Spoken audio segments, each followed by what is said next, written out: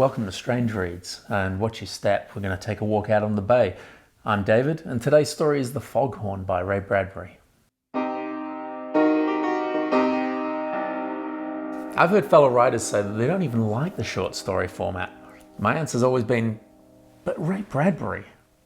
That should be our first t-shirt. These days we have websites and e-zines. You know, I love the idea of just walking to a newsagent and picking up a pulp magazine, something tangible, and discovering Ray Bradbury or H.P. Lovecraft.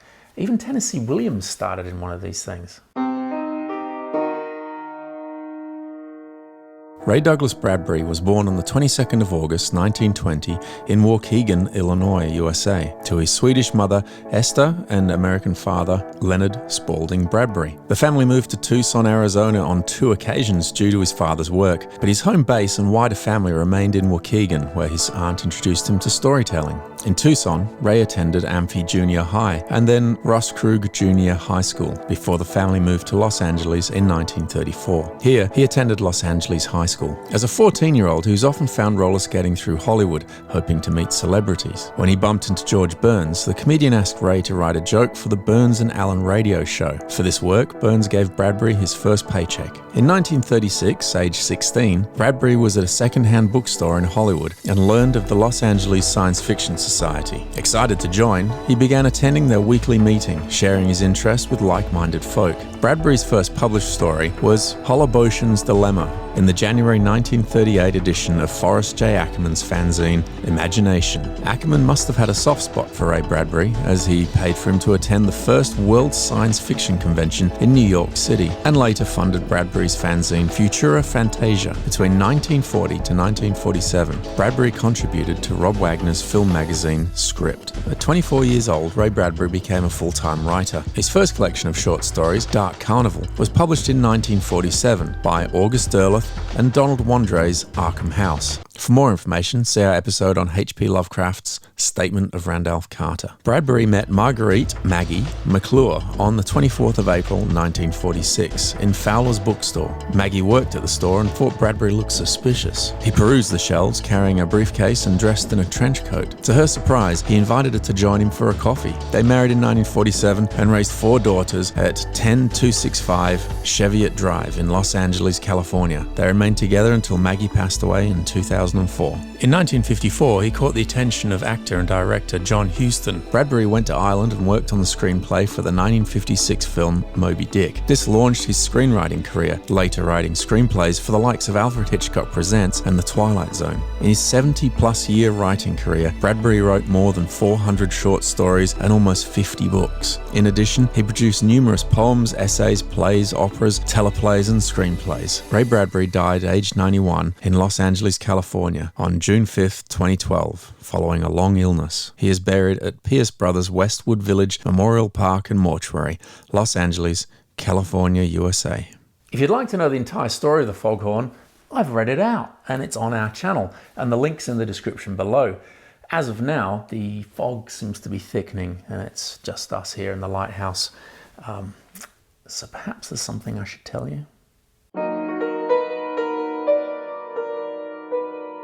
Out there on the cold water, far from land, we waited every night for the coming of the fog, and it came, and we oiled the brass machinery and lit the fog light up in the stone tower. McDunn, the senior man, and Johnny, the narrator of this tale, are lighthouse attendants. Their light shines red, then white, then red again, and if the lonely ships missed this warning, there was the foghorn, shuddering through the rags of mist to startle the gulls away like decks of scattered cards. They talk about their shifts, and Johnny asks McDunn, what does he think about when he's alone in the tower? McDunn is a man with the demeanour of someone who spent many lonely hours thinking about the lighthouse and the sea. He tells a story of one night when the bay was filled with fish as if something had forced them to the surface. They looked up at the red and white light and listened to the monster voice of the foghorn before slipping away, never to return.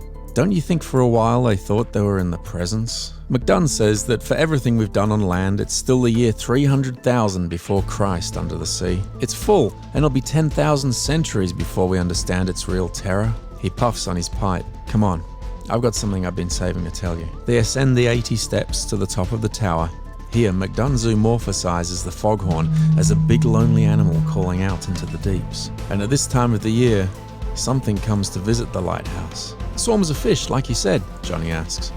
No, this is something else. This is the first time in 3 years McDunn has had a fellow witness, and he tells Johnny he's more than welcome to quit in the morning if what he sees is too distressing. Drive back to some inland town and keep your lights burning nights, he offers. As they grew tired of waiting, there! McDunn nodded out to the deep. Something was swimming toward the lighthouse tower. A ripple, then a wave. Bubbles, then rising froth.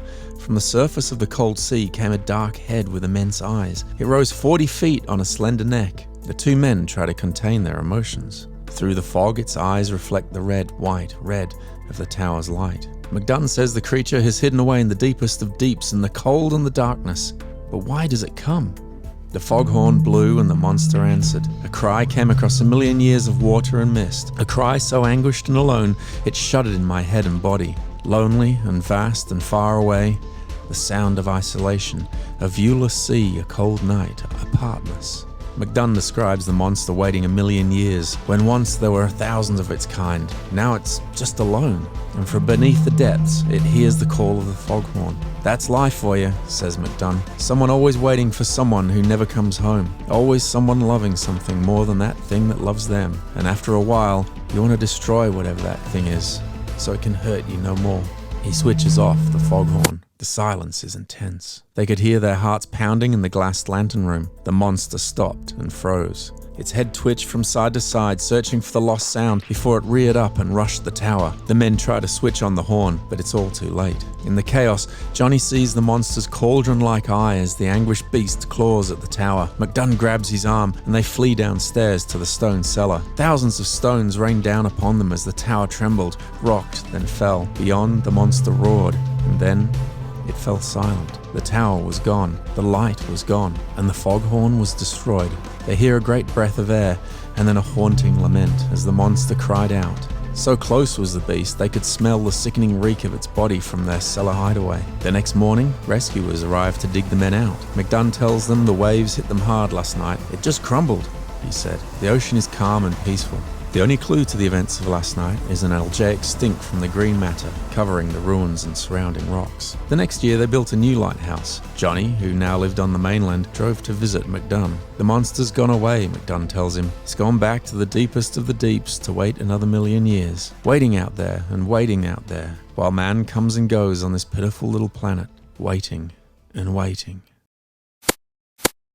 Much like Daphne du Maurier when she wrote The Birds, Ray Bradbury takes his inspiration from his immediate environment and his day-to-day experiences, and then adds a monster or two.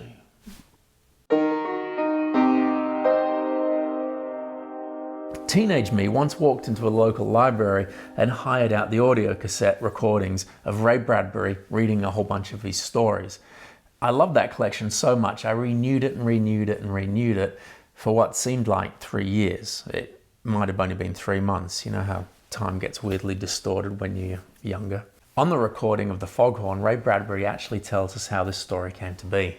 When Ray lived in Venice, California, he used to walk along the beach with his wife. One time, they came across the ruins of the old Venice Pier, a place where amusement parks and the like must have been. In the wreckage of this pier, they could see the roller coaster sunken into the sand and at the mercy of the elements. In his words, Ray looked at the bones of the old roller coaster, turned to his wife and said, "I wonder what this old dinosaur is doing laying there." A few nights later, Ray sat up in bed. Outside, a fog had descended, and in the Santa Monica Bay, the foghorn called out. He climbed out of bed and went and wrote The Foghorn. Hearing the genesis of this story stuck with me all of these years. I love the awe and the sense of wonder in Ray Bradbury's work. Knowing he saw an old roller coaster as the bones of a fallen dinosaur, and then the image just gnawing away inside of him until he had to sit down and write this story, I find it so inspiring. You're always in good hands with a Ray Bradbury tale in front of you.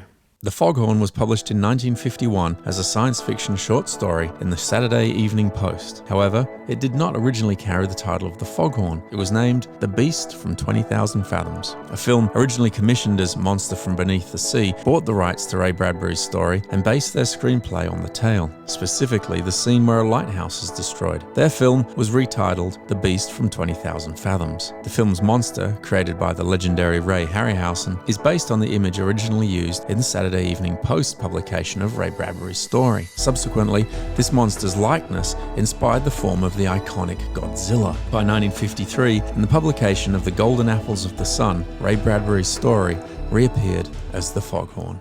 Thanks for watching. Ray Bradbury has to be one of my favorite authors of all time. He has hundreds of great stories. We'd love to know which one you read first and why.